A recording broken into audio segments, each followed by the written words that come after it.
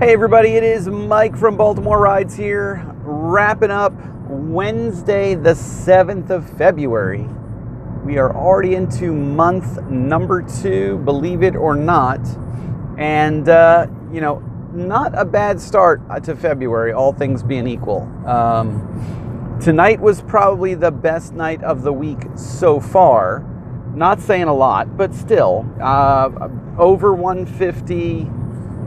Steady business. I got on the road. I don't know what time it was. It was about 1 o'clock or so. I did go and visit my mom today, but I got there early enough that I was able to get on the road fairly decent hour. Stayed in Baltimore, so I did not generate, well, it's only Wednesday. I don't really know for sure if I generated a Quest, but I don't think so. I don't think I'm going to get an Uber Quest in DC this weekend, only because I haven't driven in DC all week, and that's usually something they look for. But we'll see. But all things being equal, good week so far financially. And that's really the bottom line is, as long as I make $1,000+ a week, I'm happy. Some of you guys are making a lot more than me out there. Some of you guys are grinding a lot of hours or very specific hours that I just am not really, for whatever reason, consistent at doing. I just, the morning rush hour, I've done it a handful of times, but it's tough for me to get up and do. My body clock after almost a year, working nights is really attuned to working nights. And so it's just tough. It's very tough. It would probably take me 30+ days of kind of reprogramming my body to be able to get up early and function. And I'm just not at that point yet. So, but some people have had some different kind of comments and questions about that tax video. And, and it was full disclosure, guys. I'm not embarrassed. I'm not disappointed.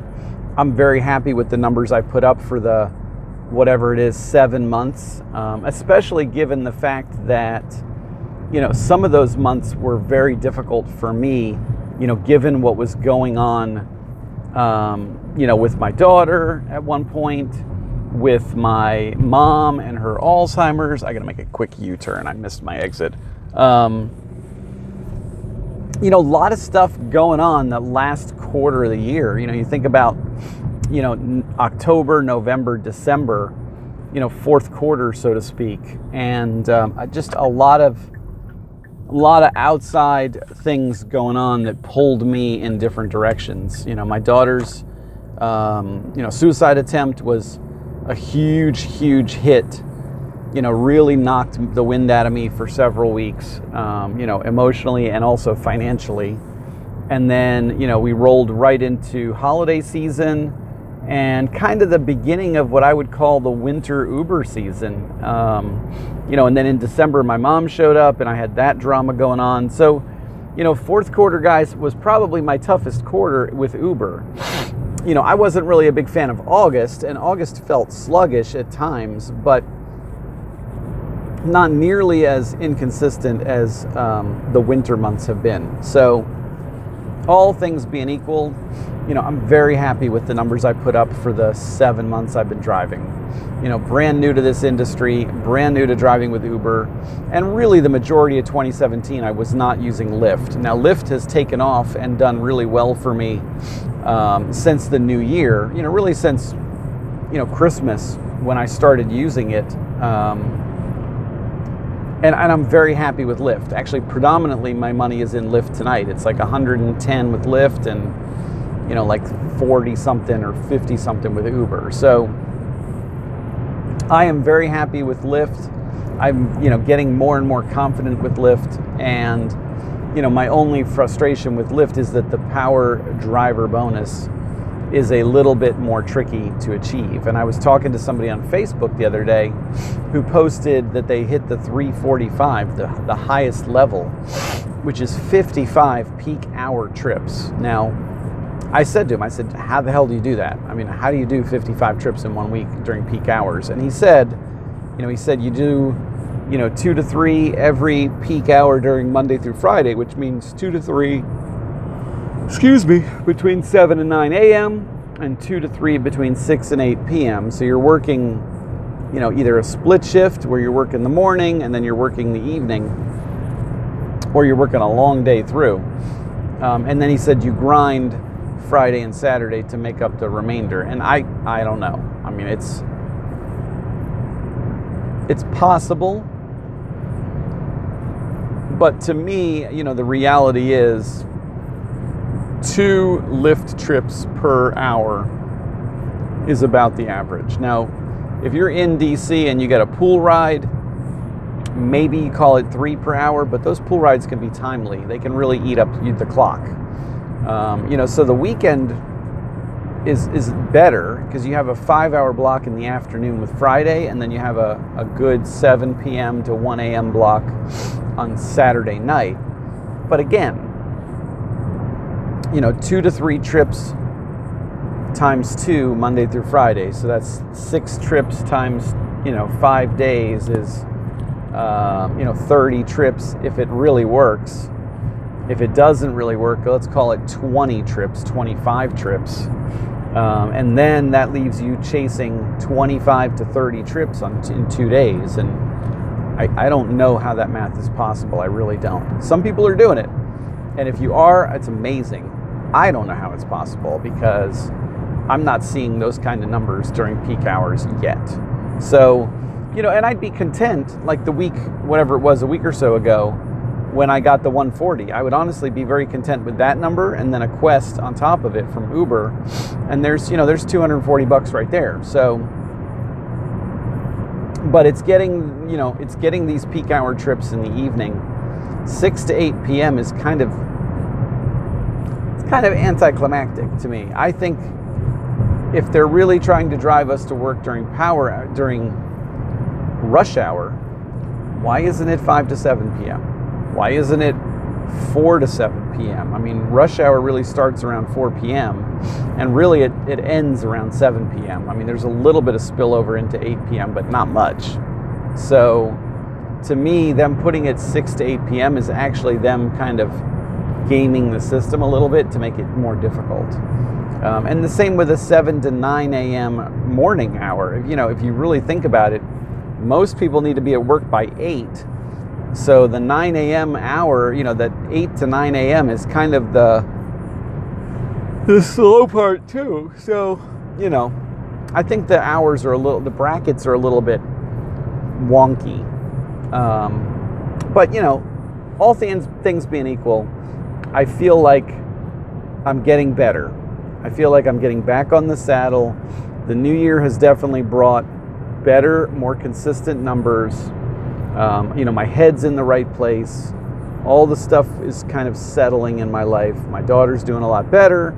My mom is finally in an assisted living facility, and she's doing okay. I saw her today. She was kind of depressed. I'm pretty sure she's not thrilled with where she is, but it's going to take some time to get used to. But it's things that I don't have to chase for the time being. So, it's getting better, but we'll see. We will definitely see what's coming in the future. Talking with somebody tonight about a job potential offer all the way down in Chantilly, Virginia.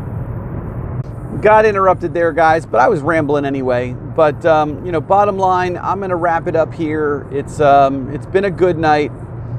I'm getting back in the saddle. That's really the nuts and bolts of it, is that I'm getting back in the saddle. But I was telling you guys, somebody offered me or told me about a position that was available, all the way down in Virginia. And, while that's not necessarily a bad thing, I don't know how feasible that commute is. So, that's really the deciding factor, is the flexibility of Uber as a full-time job with my kids and all the craziness that's been going on is amazing. And, on top of that, I live an hour and a half from DC. I don't even know what that commute is to Chantilly, Virginia. So I've got to do the math and really see, is this something that even makes sense? Because if I commit to it, I don't want to back away from it. I'm not the kind of person that says yes and then 2 weeks later says no. So I've got to do the math on that. It sounds like a really good system, but I don't know what that's going to look like, what my day would look like if I was doing that kind of a thing. So, there's definitely number crunching I got to do there. And I'm not really in a point where I need to look for another job. I mean, this pays my bills. It works. I'm not out to make millions. I'm really not. I make about, 50, 60 grand a year is what I actually live on. I get money back from Uncle Sam. My tax return was significant. One of the largest returns I've ever gotten. And this actually was really a hybrid tax return because I had, W-2 income from my job that I had prior to starting Uber in May. So I had, 4.5 months of income as an employee that this year, 2018, is going to be all Uber and Lyft. It's going to be all ride-sharing income. So the tax return is going to be even bigger in 2018 because it will be all deductible income and not all business profit and loss income, as opposed to $40,000 or whatever it was, $38,000 in W-2 income from the first 4 months of the year that raises your taxable bracket, and I can't really deduct business losses from it. So it's long story short, 2018 will be a very different number, but I don't anticipate making millions.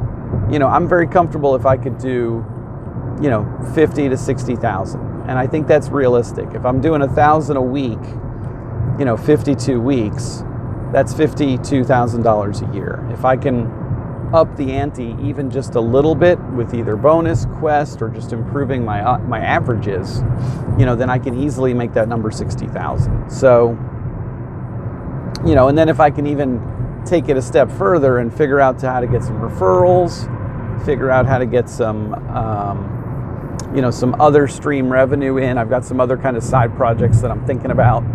Then I can just take the sustainable income even further. So it's a thought. It's not a thought I was expecting. It's very much out of left field, but I really do want to seriously consider it because the person that recommended it to me is somebody I really trust, and I really value his opinion. So I can't not at least really give it the thought and the due diligence that it deserves. So there you go. And that's where this networking thing comes from. That would have never even, been a conversation, had it not been for the YouTube channel and for, the strong friendships I've made with a lot of you guys. So, Alex was talking to me earlier via text, frustrated as all hell because he was kind of driving out of his comfort zone in the Baltimore area.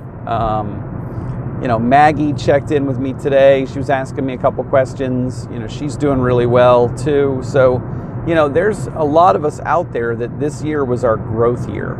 This year was really us kind of sowing our oats, figuring out what the heck we're doing, finding our comfort zones and really learning learning what this is all about. And that's what I feel like 2017 is. My big takeaway for 2017 is that I feel it's a great learning lesson. It really marks a significant change in me professionally, but also, a lot of milestones, good and bad this year for me. And, from an Uber standpoint, I feel like I went from novice to, accomplished, from novice to, I wouldn't say advanced level, but definitely competent in a very short span of time. And I've noticed that because my hourly average has gone up, my number of trips per day has gone up, my steady average, meaning, how many trips divided by how much I make at the end of the day is, so my average dollars per trip has gone up. And these are all things that you have marginal control over. Even if you're driving in the worst neighborhoods and you're doing the shortest trips, your averages over the course of a shift tell you a lot. And I look at these numbers and I crunch them a lot more now. I'm able to quickly process them and say, okay, I'm having a good day or a bad day very quickly. Whereas I think before it took a lot more analysis for me to really understand, was my day successful? It's more than just how much money did you make today. There's other things that you want to put into it to really critique yourself. So I'm done talking because this is a two-part video because my wife called in the middle to check up on me because it was late and she didn't know where the heck I was. And And that's that, guys. So I'm going to wrap this video up, splice them together, and I will see you guys back on the road tomorrow. Thursday, tomorrow, I will be in D.C. I'm going to drive Thursday, Friday in D.C. Saturday, I might not be on the road because my son has a birthday party he's going to, and I might spend the day with him and just give him some dad-son time. So I'll see you guys tomorrow. Everybody have a great night. Bye.